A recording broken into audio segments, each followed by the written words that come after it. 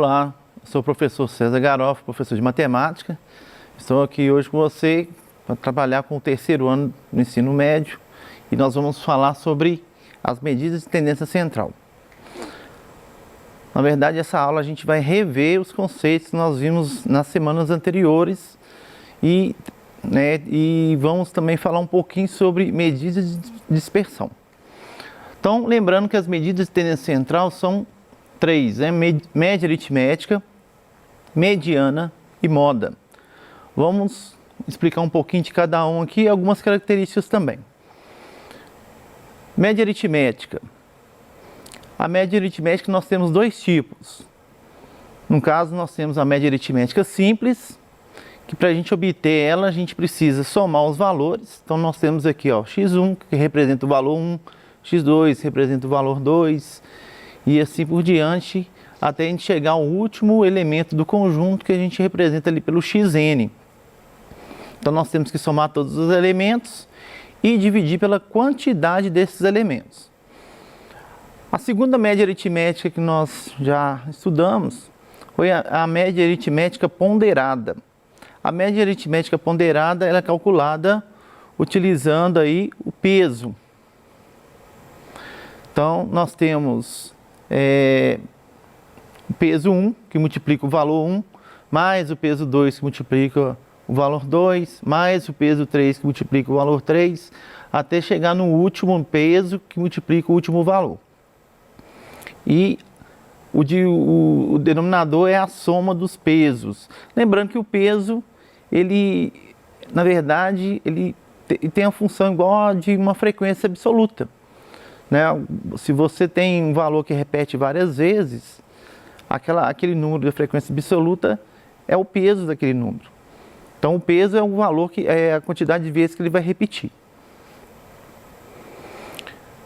Generalidade sobre a média aritmética. É facilmente calculável. Então, a média aritmética é facilmente calculável por quê? É simplesmente somar os valores e dividir pela quantidade deles. Não tem nenhum outro cálculo mais complexo para ser feito. Né? São operações simples de ser feito. Então, ela é facilmente calculável. É rigorosamente definida e exata. Quando fala de rigorosamente definida, é porque toda vez que você vai pegar um conjunto de dados e calcular uma média, você vai obter um valor. Então, sempre ela vai estar definida. Não existe uma situação que não existe a média aritmética no conjunto. E quando fala que ela é exata, é porque é apenas um número, um valor. Né? Não quer dizer que o valor é um valor exato, não. Pode ser um valor, por exemplo, um número irracional. Dependendo se o conjunto de dados também apresenta números irracionais. Né? Mas, quando fala exata, não quer dizer que ela tem uma casa decimal finita. Né? Ela pode ser uma dízima periódica, por exemplo. Então, as casas são infinitas. Então, a questão de ser exata aí não é um número exato. É porque existe apenas um valor, uma média, para aquele conjunto. Resume em um único número todos os dados do conjunto. Então, o conjunto, você tem um conjunto de dados, quando você calcula a média aritmética, aquele valor está representando todo aquele conjunto.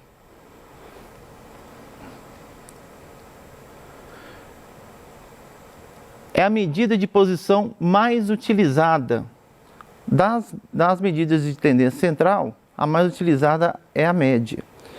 Lógico que a mediana e a moda também são utilizadas, mas a maioria das situações a gente utiliza a média. Ela apresenta um dado melhor sobre o conjunto.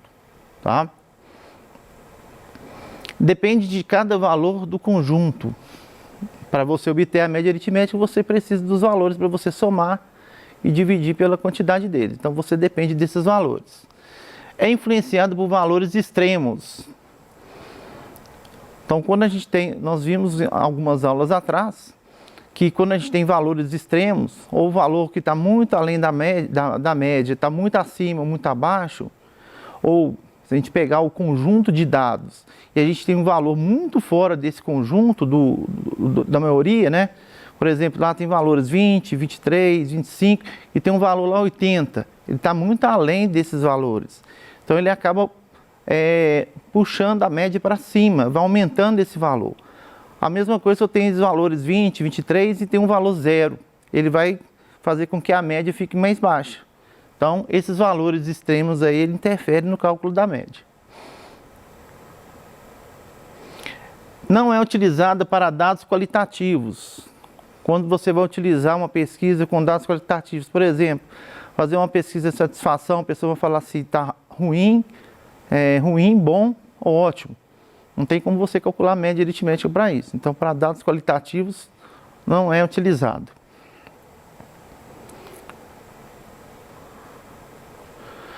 Coincide ou não com um dos dados.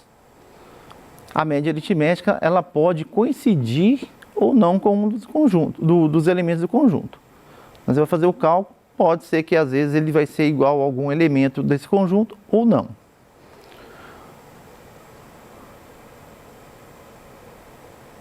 Mediana. A mediana é um valor que ocupa a posição central em um conjunto de dados ordenados de forma crescente ou também decrescente.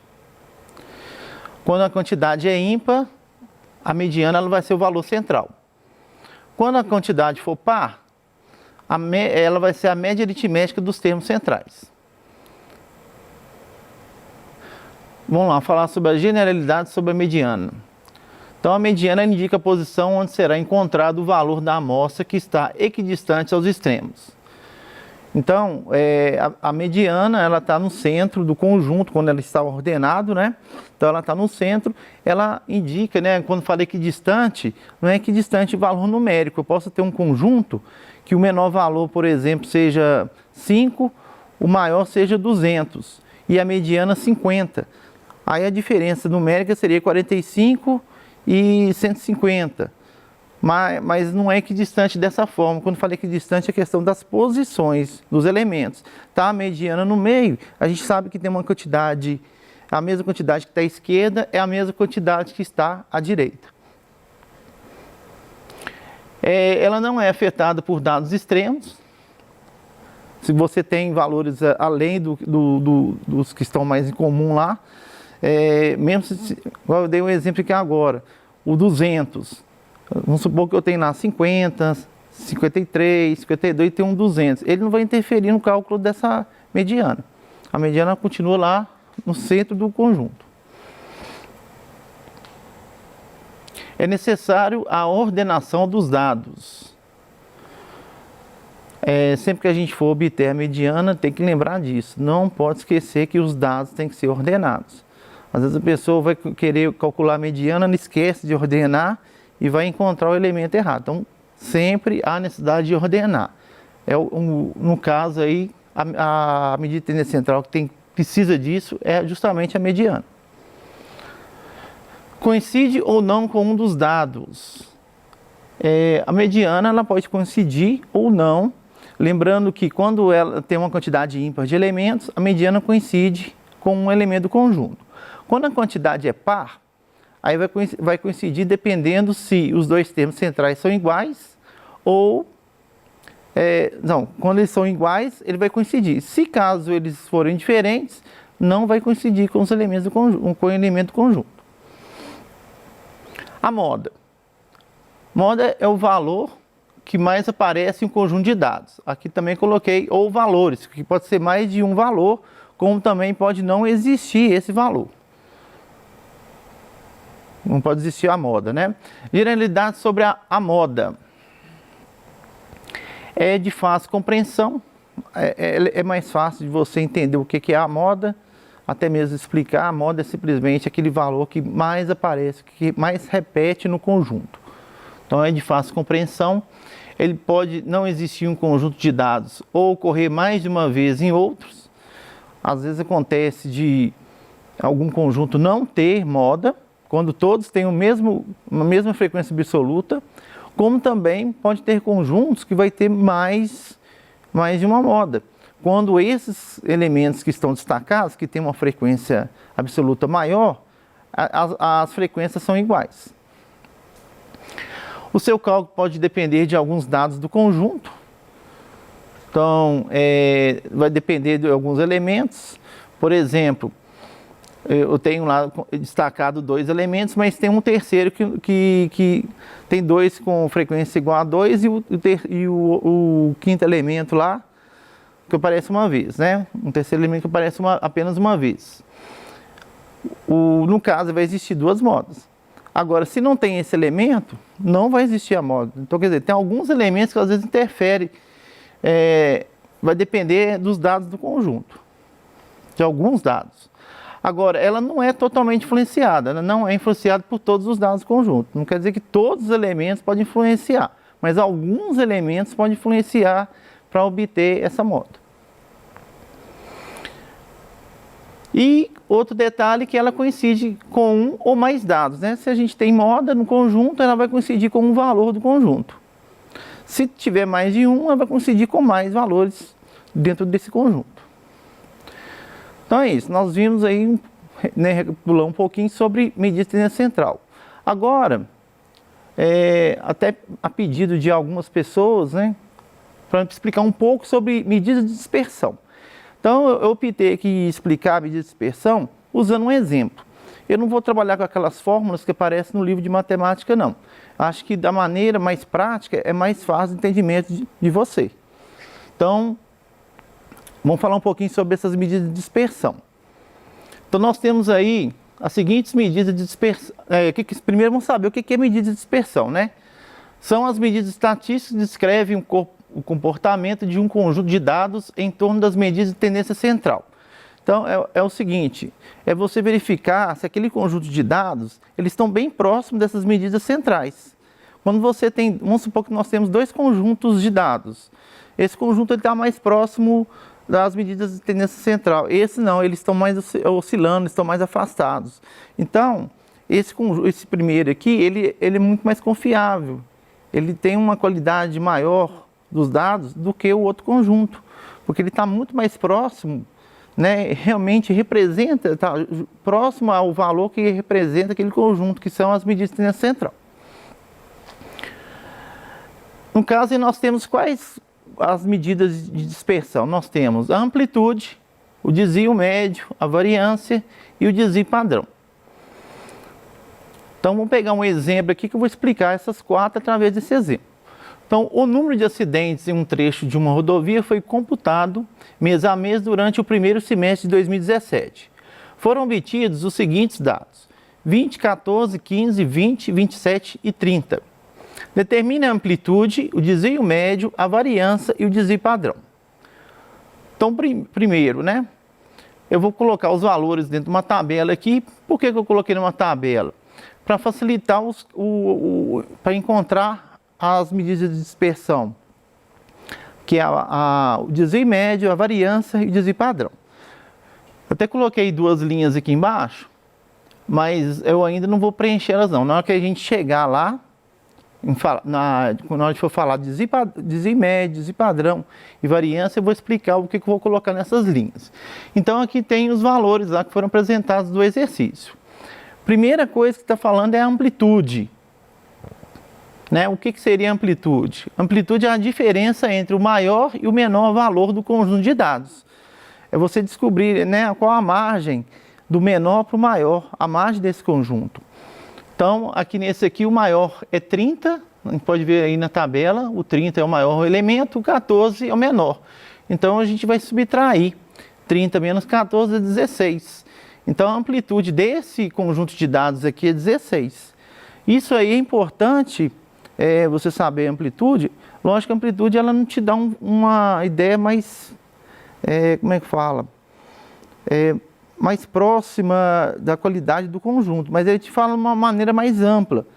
Quando você tem, por exemplo, uma amplitude 16, e se tivesse um conjunto de dados igual a esse, mas a amplitude fosse 5, a gente ia perceber que esse aqui está oscilando muito mais do que o outro conjunto. Então a amplitude te dá uma ideia assim, bem ampla de como que está esse conjunto, se ele está muito disperso ou não. Aí antes de a gente seguir para as outras medidas de dispersão, primeiro a gente vai precisar da média aritmética. Então nós vamos calcular a média aritmética daqueles elementos que estão na tabela. Então, somando os valores, 20 mais 14 mais 15, mais 20 mais 27 mais 30, e são 6 dividido por 6, deu 126, dividido por 6 vai dar 21. Então, a nossa média aritmética desse conjunto aqui é 21. Vamos lá para o desvio médio, então. Entendeu o que é desvio médio? Desvio médio é a média aritmética dos valores absolutos dos desvios. No caso aqui indicamos por DM. Primeiramente, o que seria esse desvio? A gente tem a média aritmética e a gente tem aqueles outros valores que estão na tabela. O que seria o desvio? É a distância que esses valores estão da média aritmética. Né? Então a gente tem que pegar o valor e subtrair pela média. Algumas situações, quando a gente vai subtrair, vai dar um valor negativo. Mas é o que está falando aqui, ó, precisa de valores absolutos.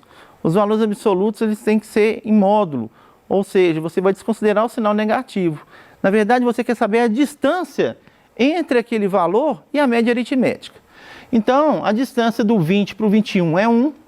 A primeira linha, então, eu vou colocar como desvio. Então, o desvio do 20 para o 21 é 1. A distância do 14 para o 21 é 7. Você pode fazer 14 menos 21, vai dar menos 7. Lembrando que é em módulo, aí vai sair o valor 7, que é a distância do 14 para o 21. O 15, a distância dele para o 21 é 6. O do 20 para o 21 é 1.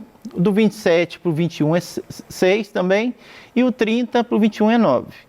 Agora nós vamos fazer o desvio médio. Desvio médio é o quê? Fazer a média aritmética dos desvios. Vamos somar os valores, dividir por 6. Somou, deu 30. 30 dividido por 6, 5.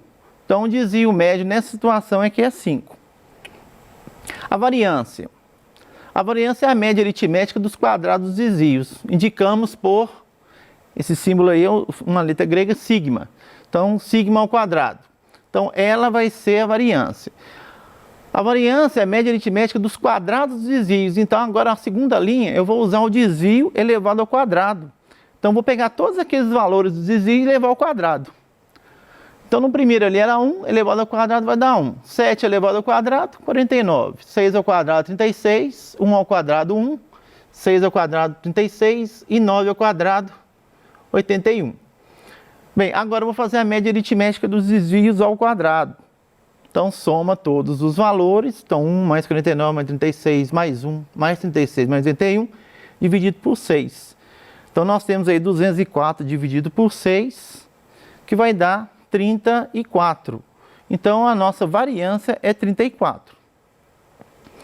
O desvio padrão. O desvio padrão é a raiz quadrada da variância.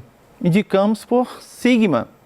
Então, o que seria esse desvio padrão? O pessoal às vezes fica, não, como é que faz para calcular isso? Você vai obter a variância e depois que você tem a variância, você vai extrair a raiz quadrada. Na anterior aqui nós vimos que a variância, ela estava medindo 34.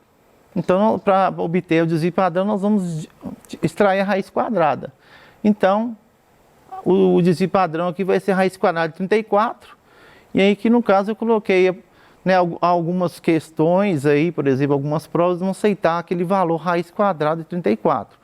Mas resolvendo isso daqui, né, usando uma calculadora, por exemplo, a gente tem um valor aproximadamente de 5,83. Então, isso aí que são as medidas de dispersão. E vale lembrar o seguinte, elas vão medir a qualidade do conjunto. Imagina se eu tivesse todos os elementos igual a 21 aqui. Meu desvio seria tudo 0. Na hora de calcular o desvio médio, também ia dar tudo igual a 0. O desvio ao quadrado também ia ser igual a 0. E, consequentemente, a variância e o desvio padrão também seriam igual a 0. Ou seja, não teria variação nenhuma. Estava mostrando que todos os elementos são iguais. Então, essas medidas são importantes para você ver se o conjunto está oscilando muito ou não e se está bem próximo das medidas de tendência central. Então é isso aí. Pediram aí medidas de dispersão. Eu expliquei um pouquinho, apesar que não está no nosso PET. Então deixei a referência bibliográfica que vocês podem consultar no site estudeemcasa.educacão.mg.gov.br. E até a próxima aula.